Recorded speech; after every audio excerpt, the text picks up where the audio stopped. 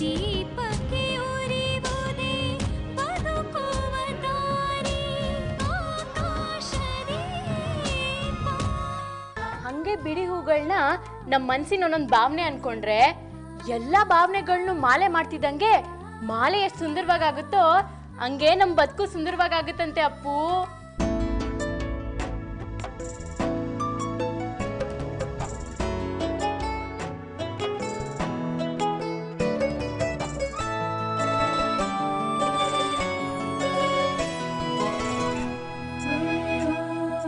ಒಂದ್ ದಿವಸಕ್ಕೆ ಬಾಡೋಗೋ ಹೂನ ಕಟ್ಟಿ ಮಾಲೆ ಮಾಡಿ ದೇವ್ರಿಗೆ ಹಾಕಿ ಸಂತೋಷ ಪಡೋ ಹೂಗೆ ದೈವತ್ವ ಕೊಡೋ ಮನುಷ್ಯ ಸಾಯೋವರೆಗೂ ಜೊತೆಲಿರೋ ಮನುಷ್ಯರನ್ನ ಮನಸ್ಸುಗಳನ್ನ ಭಾವನೆನ ಪ್ರೀತಿನ ಯಾಕೆ ಈ ಥರ ಕಟ್ಟಿ ಮಾಲೆ ಮಾಡಿ ಸಂತೋಷ ಪಡಲ್ಲ?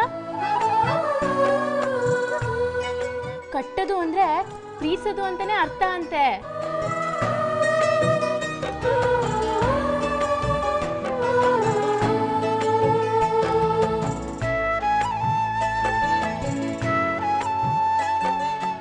ಅದಕ್ಕೆ ಬೆಳೆಯೋ ಹೆಣ್ಮಕ್ಳು ಹೀಗೆ ಬಿಡಿ ಹೂನ ತಂದು ಮಾಲೆ ಕಟ್ಟೋದನ್ನ ಕಲಿಬೇಕಂತೆ. ಅಂದ್ರೆ ಎಲ್ರೂ ಸಂಬಂಧನೂ ಗೌರವಿಸಿ ಮನೆ ಬೆಳಗೋದನ್ನ ಕಲಿತಾರೆ ಅಂತ ನಮ್ಮ ಪಕ್ಕದ ಮನೆ ಅಜ್ಜಿ ಹೇಳೋರು. ಅಂದ್ರೆ ಹೂವ ಕಟ್ಟೋದ್ರಲ್ಲೂ ಇಷ್ಟೆಲ್ಲ ಅರ್ಥ ಇದೆಯಾ?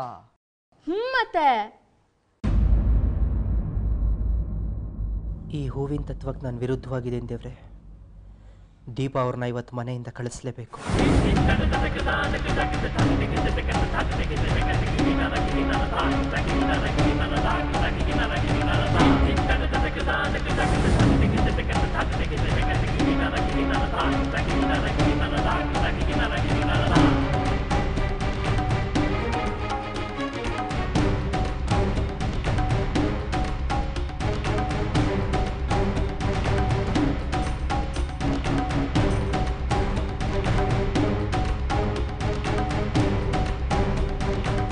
ಅಪ್ಪು, ನನ್ನ ಕುರ್ತಾ ಇಸ್ತ್ರಿ ಕೊಟ್ಟಿದ್ದೆ, ತೊಗೊಂಬರ್ತೀಯ?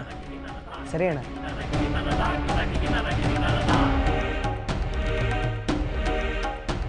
ಚಂದ್ರಿ, ಒಂದು ಲೋಟ ಕಾಫಿ ತರ್ತೀಯ? ಹಿಂಗೋಗಿ ಹಂಗೆ ಬರ್ತೀನಣ್ಣ, ಬಿಸಿ ಬಿಸಿ ಕಾಫಿ ತರ್ತೀನಿ.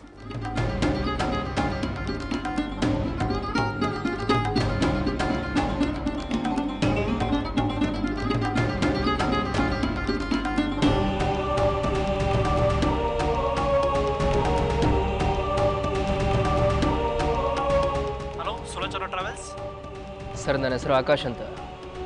ನಿಮ್ಮ ಟ್ರಾವೆಲ್ಸಿಂದ ಬೆಳಗಾವಿಗೆ ಎಷ್ಟೊತ್ತಿಗೆ ಬಸ್ ಇದೆ? ಸಂಜೆ 5 ಗಂಟೆಯಿಂದ ಪ್ರತಿ 1 ಅವರ್ಗೆ ಬಸ್ ಇದೆ ಸರ್. ಸರಿ ಸರ್.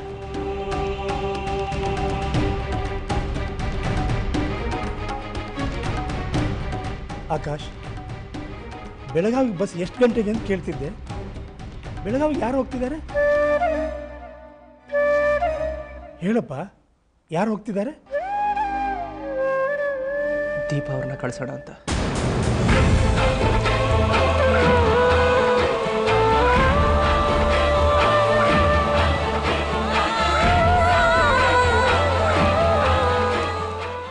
ಅಂದ್ರೆ ಇವತ್ತು ಸಂಜೆನೆ ದೀಪನ? ಹೌದಪ್ಪ, ತಡ ಆದಷ್ಟು ನಾನು ತತ್ತರಿಸೋಗ್ತಾ ಇದ್ದೀನಿ. ಇನ್ನು ಹೆಚ್ಚಿಗೆ ದಿನ ಅವ್ರಿಗೆ ನಾನು ಕಷ್ಟ ಕೊಡೋಕ್ಕಾಗಲ್ಲಪ್ಪ. ನನ್ನ ಮನಸ್ಸಿಗಾಗಲೇ ಸತ್ತೋಗ್ಬಿಟ್ಟಿದೆ. ಅವರಿಲ್ಲಿಂದ ಹೋಗಲೇಬೇಕು, ನಾನು ಕಳಿಸ್ಲೇಬೇಕು. ಅಲ್ಲ ಆಕಾಶ್, ಹೀಗೆ ನನ್ನನ್ನು ತಡಿಬೇಡಿಪ್ಪ. ನಿರ್ಧಾರ ತಗೊಂಡಾಗಿದೆ, ಮತ್ತೆ ನಿಧಾನ ಯಾಕೆ? ರೈಲು ಬರಲಿಲ್ಲ ಅಂತ ಯಾರು ಪ್ರಯಾಣನೇ ನಿಲ್ಲಿಸ್ತಾರ? ಅವ್ರ ನಿಲ್ದಾಣಕ್ಕೆ ಅವ್ರನ್ನ ತಲುಪಿಸ್ಲೇಬೇಕಪ್ಪ. ಅದು ನನ್ನ ಕರ್ತವ್ಯ. ನನಗೆ ಅವ್ರಿಗೆ ಋಣ ಇದ್ದಿದ್ದೆ ಇಷ್ಟು ದಿನ.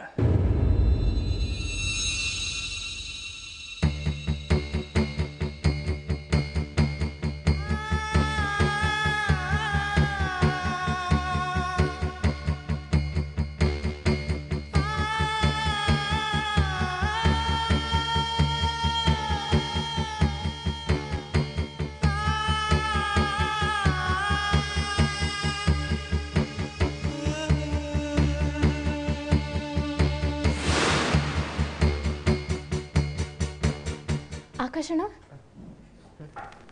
ಕಾಫಿ.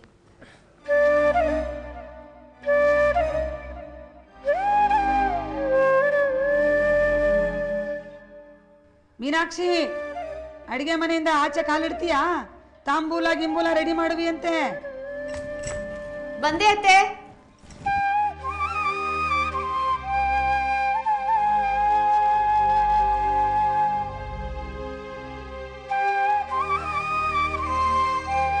ನೋಡಿ, ಬೇಳೆ ನೆನೆ ಹಾಕಿದ್ದೀನಿ, ಆಲೂಗಡ್ಡೆ ಬೇಯಕ್ಕಿಟ್ಟಿದ್ದೀನಿ.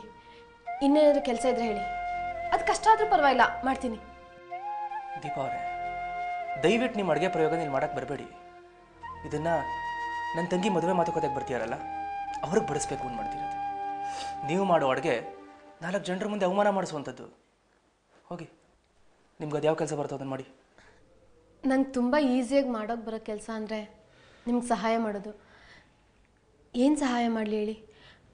ಆಲೂಗಡ್ಡೆ ಬೇಯ್ತಿದ್ದಾಗೆ ಸಿಪ್ಪೆ ತೆಗೆದುಕೊಡ್ಲಾ?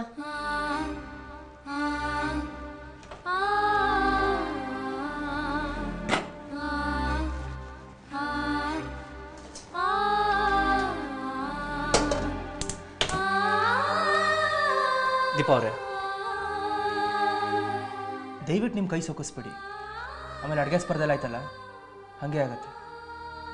ಹೋಗಿ ಇಲ್ಲಿಂದ, ದಯವಿಟ್ಟು ಹೋಗಿ.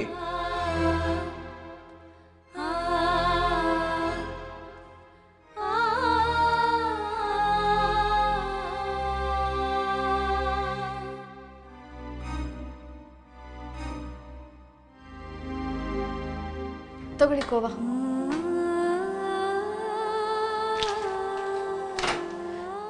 ಕೋವಾ ಇಲ್ಲದೆ ಹಲ್ವಾ ಮಾಡೋಕ್ಕಾಗಲ್ಲ ಅಲ್ವಾ? ಅದಕ್ಕೆ ಹೇಳೋದು, ಒಂದು ವಸ್ತು ಇದ್ರೂ ಇನ್ನೊಂದು ಅಪೂರ್ಣನೇ ಅಂತ. ನಿಮ್ಗೇನಾದ್ರು ಸಹಾಯ ಬೇಕಾದರೆ ನನ್ನ ಕರೀರಿ, ಬರ್ತೀನಿ.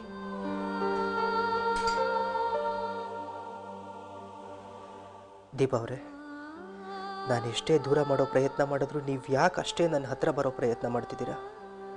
ನಿಮ್ಗೆ ಯಾಕೆ ನನ್ನ ಮಾತು ಸಿಟ್ಟು ಬರಿಸ್ತಿಲ್ಲ? ಹಿಂಸೆ ಅಂತ ಅನ್ನಿಸ್ತಿಲ್ಲ? ಆಕಾಶಣ್ಣ, ನಿಮ್ಮ ಜುಬ್ಬ.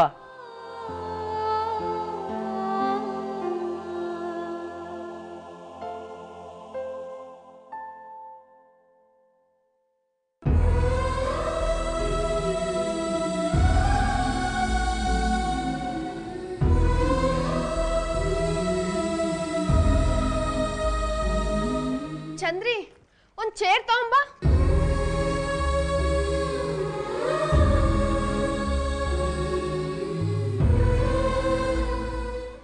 ಅತ್ಗೆ ತಗೊಳ್ಳಿ.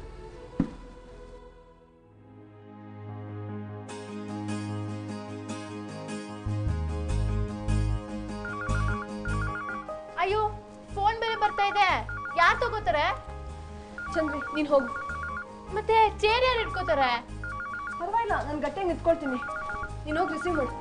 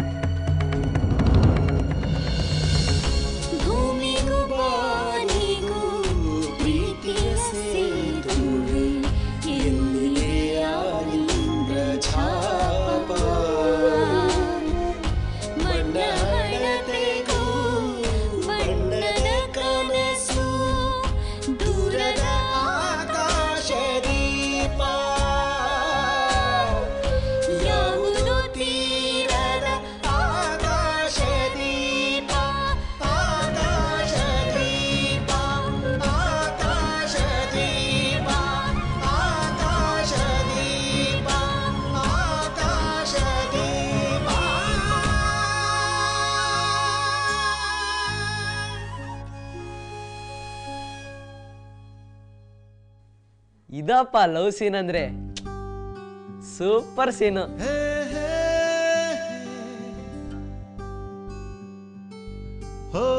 ಏ ಅಪ್ಪು, ಏನು ಹಂಗೆ ನಗ್ತಾ ಇದೆಯಾ? ಓ, ಕೆಲಸ ನೋಡು. ಆಕಾಶಣ್ಣ, ನಮ್ಮ ಕೆಲಸ ನೋಡಿ ಶಬಾಷ್ ಅನ್ಬೇಕಾಗಿರೋದು ನಾವಲ್ಲ, ನೀವೇ. ಅಲ್ಲಿ ನೋಡಿ, ದೀಪಾತ್ಗೆ ಮನೆಯೆಲ್ಲ ಎಷ್ಟು ಚೆನ್ನಾಗಿ ಅಲಂಕಾರ ಮಾಡಿದ್ದಾರೆ ಅಂತ. ಅದೇನು ದೊಡ್ಡ ವಿದ್ಯೆ ಅಲ್ಲ ಬಿಡು.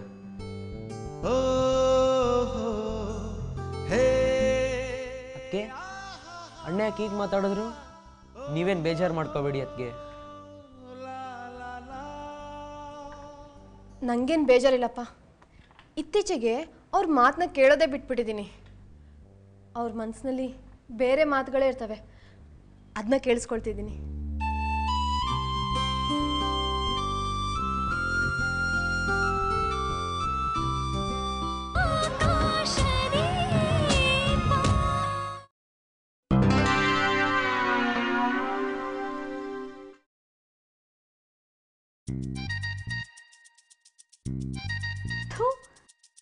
ನನ್ನ ಜನ್ಮಕ್ಕೊಂದಿಷ್ಟು ಬೆಂಕಿ ಹಾಕ.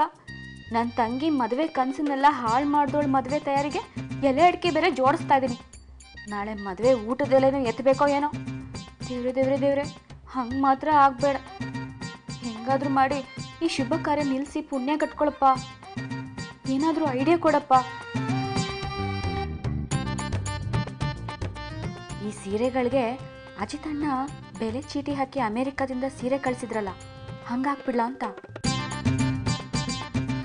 ಗಂಡಿನ ಕಡೆಯವರು ಬೆಲೆ ಚೀಟಿ ನೋಡಿ ನಮಗೆ ಬೆಲೆ ಕಟ್ತೀರಾ, ನಮಗೆ ಸಂಬಂಧನೇ ಬೇಡ ಅಂತ ಎದ್ದು ಹೋಗ್ಬೋದು. ಅಲ್ಲಿಗೆ ಅಮೃತ ವಿಷ ಕುಡ್ದಂಗೆಯ.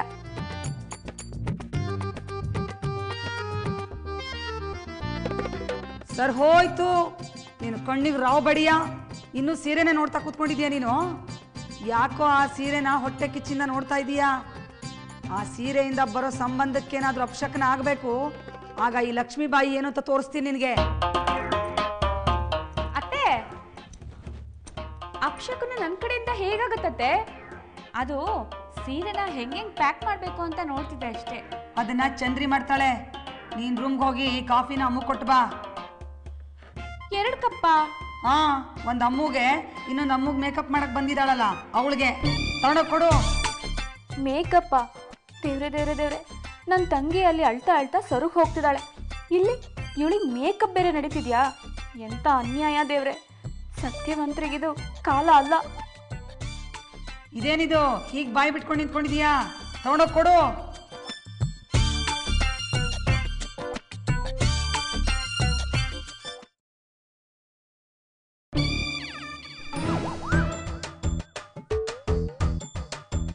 ಇದೇನಿದು ಕೂದಲು ಹಿಡ್ಕೊಂಡು ಏನೋ ಮಾಡ್ತಾವಳೆ.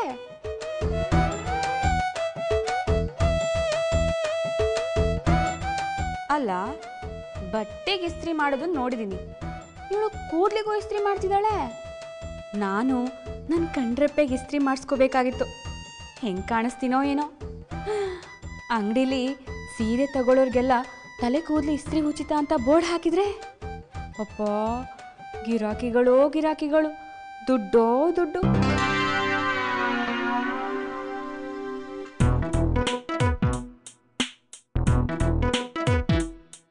ಮೀನಾಕ್ಷಿ, ನಿನ್ನ ಕಣ್ರೆಪ್ಪೆ ಇಸ್ತ್ರಿ ಸೀರೆ ಅಂಗಡಿ ವ್ಯಾಪಾರ ಹಾಗಿರ್ಲಿ, ಈಗ ಅಮ್ಮು ನಿಶ್ಚಿತಾರ್ಥನ ನಿಲ್ಸೋದಿಕ್ ನೋಡು.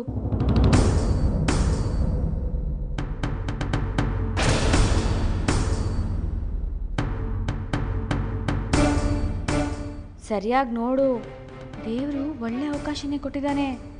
ಕೂದಲು ಇಸ್ತ್ರಿ ಮಾಡಿಸ್ತಿರೋ ಅಮ್ಮು ಮುಖನ ಇಸ್ತ್ರಿ ಮಾಡಿದ್ರೆ ಹೆಂಗಿರುತ್ತೆ? ಮುಖ ಸುಟ್ಕೊಂಡು ಮಂಟಪದಲ್ಲಿ ಕೂರಿಸಿ ಮಂಗಳವಾದ್ಯ ಬಾರಿಸ್ತಾರಾ? ಮದುವೆ ಕಿತ್ತೋಗಲ್ವಾ? ಯೋಚನೆ ಮಾಡು.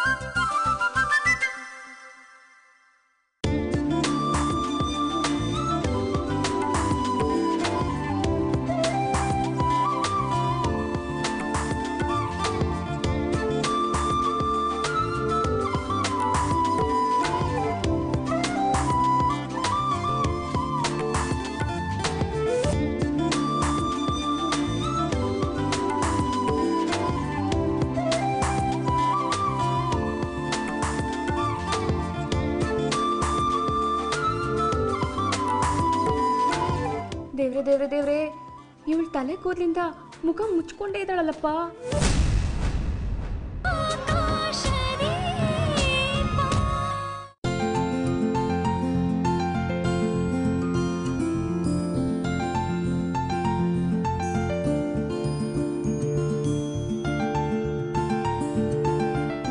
ತಲೆ ಕೂದಲನ್ನ ಸರ್ಸು, ತಲೆನ ತಗ್ಸು.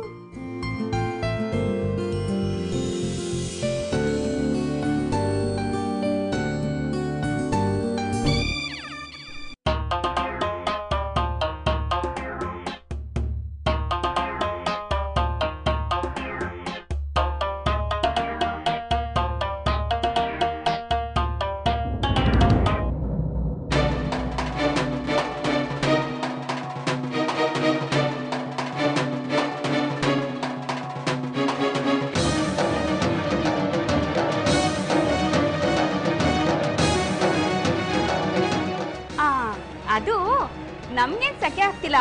ಪಾಪ ಅಮ್ಮು ಭಾರಿ ಸೀರೆ ಉಟ್ಕೊಂಡಿದ್ದಾಳೆ, ಒಡವೆ ಎಲ್ಲ ಹಾಕೊಂಡಿದ್ದಾಳಲ್ವಾ, ಅದಕ್ಕೆ.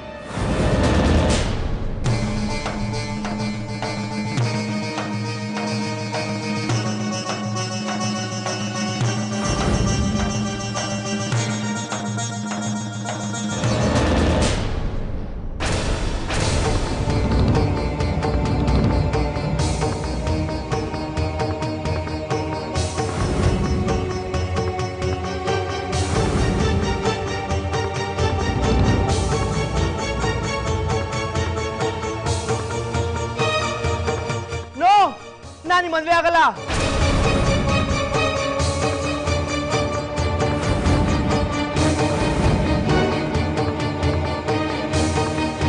ದಿಲೀಪ್ ಅವರೇ, ಹೀಗೆ ಅನ್ಬೇಡಿ ಪ್ಲೀಸ್.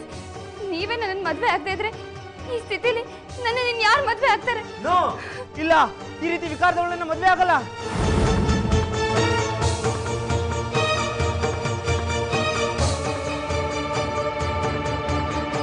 ದಿಲೀಪ್ ಅವರೇ, ನನ್ನ ಕೈ ಬಿಡಬೇಡಿ ಪ್ಲೀಸ್, ಪ್ಲೀಸ್ ದಿಲೀಪ್ ಅವರೇ. ನೋ, ಅಮ್ಮ ಅಪ್ಪ ನಡ್ರಿ ಹೋಗೋಣ. ದಿಲೀಪ್ ಅವರೇ, ದಿಲೀಪ್ ಅವರೇ ನಿಂತ್ಕೊಳ್ಳಿ. ದಿಲೀಪ್ ಅವರೇ,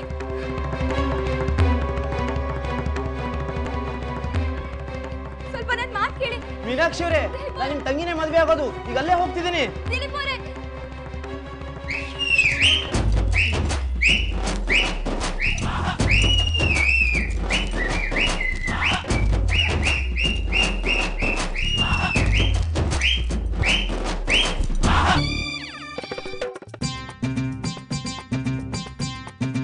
ನೆನ್ಸ್ಕೊಂಡ್ರೆ ಇಷ್ಟು ಖುಷಿ ಆಗ್ತದಲ್ಲಪ್ಪ, ಇನ್ನು ನಿಜವಾಗ್ಲೂ ಆಗ್ಬಿಟ್ರೆ ದೇವ್ರೆ ದೇವ್ರೆ ದೇವ್ರೆ, ಇದನ್ನ ನಡೆಯೋಂಗೆ ಮಾಡಿಬಿಡಪ್ಪ.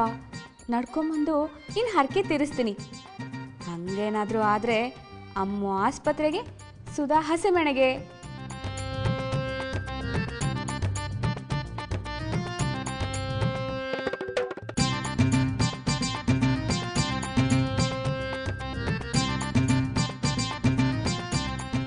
ಅಯ್ಯೋ ಅಯ್ಯೋ ಅಯ್ಯೋ, ಅಮ್ಮು ಎಷ್ಟು ಚೆನ್ನಾಗಿ ಕಾಣಿಸ್ತಿದೆಯಾ ಗೊತ್ತಾ?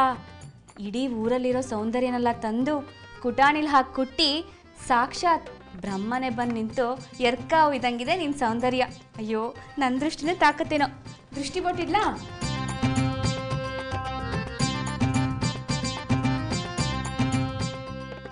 ದೃಷ್ಟಿ ಬೊಟ್ಟಿಡೋದೇನೋ?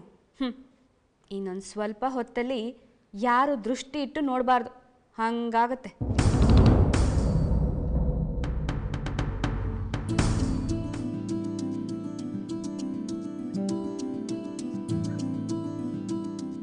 ಏನಮ್ಮ ದೀಪ, ನೀನಿನ್ನೂ ರೆಡಿ ಆಗಿಲ್ಲ? ಎಲ್ಲೂ ರೆಡಿ ಆಗ್ತಿದೆ, ಬೇಗ ರೆಡಿ ಆಗಮ್ಮ. ಅಕ್ಕಿ ಮೂಟೆ ಇಲ್ಲೇ ಇತ್ತು, ಬರೋ ಸಂಬಂಧಿಕರ ಮುಂದೆ ಏನು ಚಂದ, ಅದಕ್ಕೆ ಒಳಗಡೆ ಇಟ್ಬಿಟ್ಟು ರೆಡಿ ಆಗೋಣ ಅಂತ.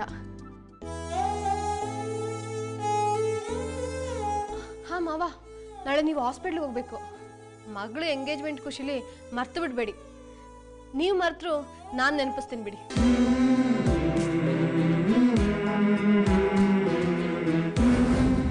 ಅವರಿಲ್ಲಿಂದ ಹೋಗಲೇಬೇಕು, ನಾನು ಕಳಿಸ್ಲೇಬೇಕು.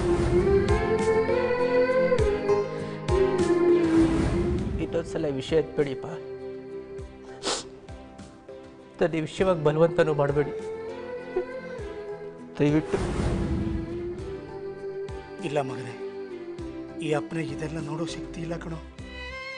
ನಾನು ಮಾತನ್ನು ಮುರಿದ್ರೂ ಪರವಾಗಿಲ್ಲ, ನಿನ್ನ ದೀಪ ಸಂಬಂಧ ಮಾತ್ರ ಮುರಿಬಾರ್ದು.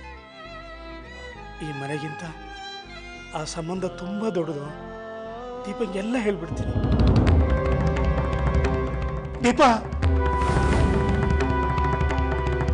ಏನ್ ಮಾವ? ನಿಂಗೊಂದು ವಿಷಯ ಹೇಳಬೇಕಾಗಿತ್ತು.